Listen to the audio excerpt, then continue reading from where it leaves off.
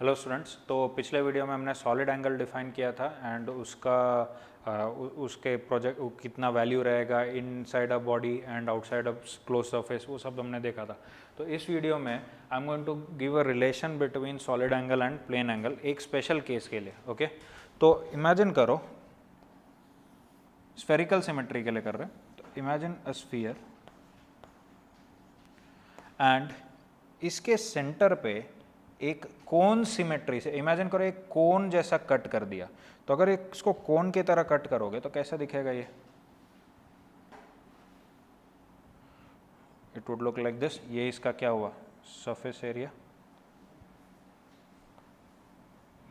है ना। एंड अगर मैं इसका सिमेट्रिकल एक्सिस ड्रॉ करूं तो ये इसका सिमेट्रिकल एक्सिस हुआ, ये line. This angle is defined as semi apex angle। इसको क्या बोलते हैं? Semi apex angle. ओके, तो ये सेमी एपेक्स एंगल हुआ। यू कुड क्लियरली सी कि यहाँ पे एक सॉलिड, ये तो एक प्लेन एंगल हुआ, it's a 3D plane angle, मतलब यहाँ पे भी प्लेन एंगल है, यहाँ से भी प्लेन एंगल, यहाँ से भी ऐसा।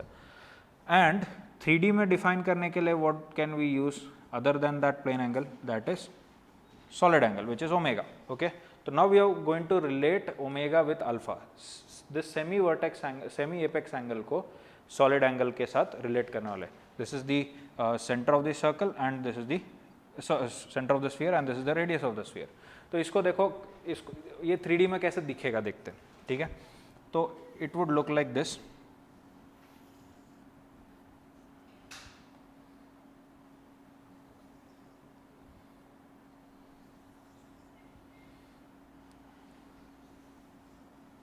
देख सकते हैं, it's like an ice cream cone. Okay, तो इस तरह से दिखेगा।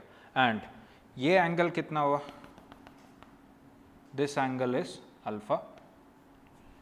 Okay, and you are suppose to relate alpha with this solid angle omega. Alright, तो देखते हैं इसको कैसे सॉल्व कर सकते हैं। Now the idea is, omega क्या है? ओमेगा इज, अगर ये रेडियस आर है तो ओमेगा कितना है? Omega is surface area upon surface area A upon R square. ये जो एरिया है वो ए है। Okay, this area is A. तो इसको कैलकुलेट करने के लिए I need to calculate this area. अब ये एरिया कैसा कैलकुलेट करूँ वो देखता हूँ। तो लेट्स टेक एन एलिमेंट, यहाँ से एक ऐसे स्ट्रिप ले लेते हैं। ओके,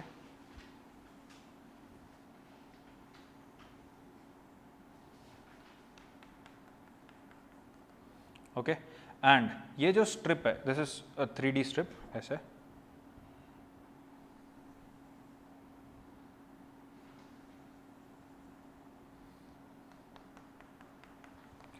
देख सकते हैं।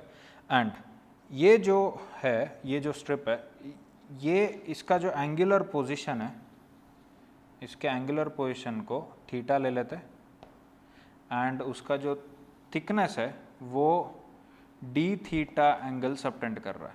Okay, this angle was alpha. Alright, तो थीटा किधर से किधर वेरी करेगा? You could clearly see that theta would vary from minus alpha to plus alpha. Okay, तो sorry, theta would vary from 0 to alpha, क्योंकि इसको एक ऐसे रोटेट कर दिया है हमने, तो इसका मतलब थीटा 0 करोगे तो ये रिंग क्या हो जाएगा? बहुत ही छोटा सा। और अगर थीटा अल्फा हो जाएगा तो ring would be here. Okay, तो इसका जो एरिया रहेगा, इसका एरिया कैसे निकालेंगे?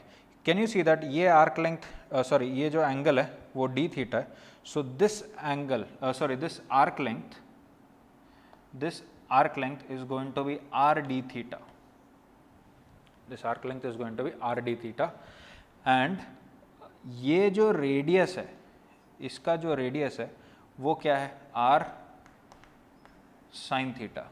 देख सकते हैं, ये जो स्ट्रिप है, if you imagine the strip on that curved surface, it is a circle. ठीक है, तो सर्कल का रेडियस क्या? R sine theta. ये देख सकते हैं इस ट्राइंगल से, this is R, so this and this is theta, so this is R sine theta.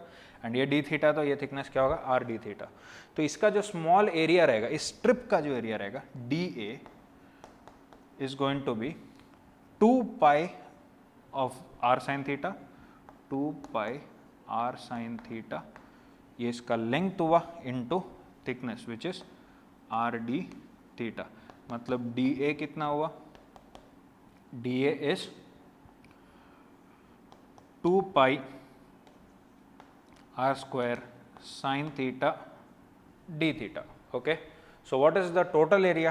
Total area A would be integral dA which is, देखो 2 पाई आर स्क्वायर कॉन्स्टेंट है, बाहर निकाल लो, 2 pi are square constant integral sine theta D theta. अब theta कहाँ से कहाँ very हो रहा है, जीरो से अल्फा. समझना, कंफ्यूज मत होना, माइनस अल्फा से प्लस अल्फा नहीं लेते, वो इसलिए नहीं ले रहे क्योंकि देखो इधर से अगर मैंने थीटा लिया है तो it has included an element below also. ठीक है, यहाँ का एलिमेंट को भी इंक्लूड हो कर दिया है.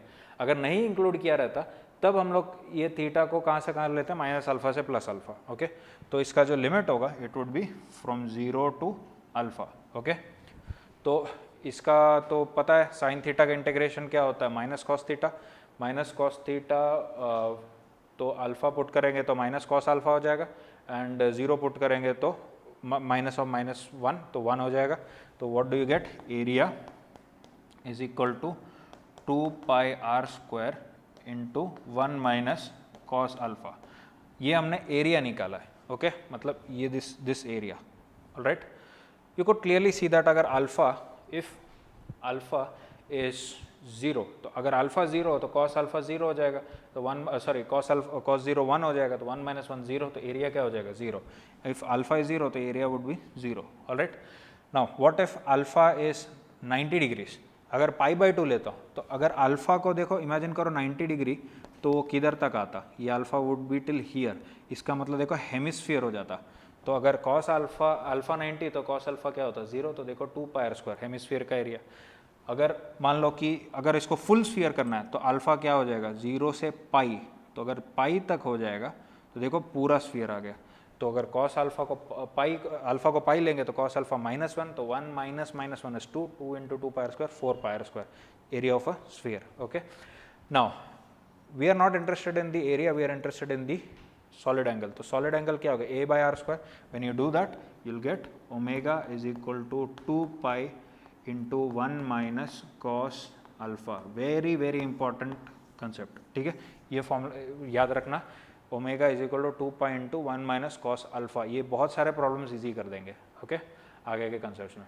सो that was relation between solid angle and plane angle with respect to a sphere.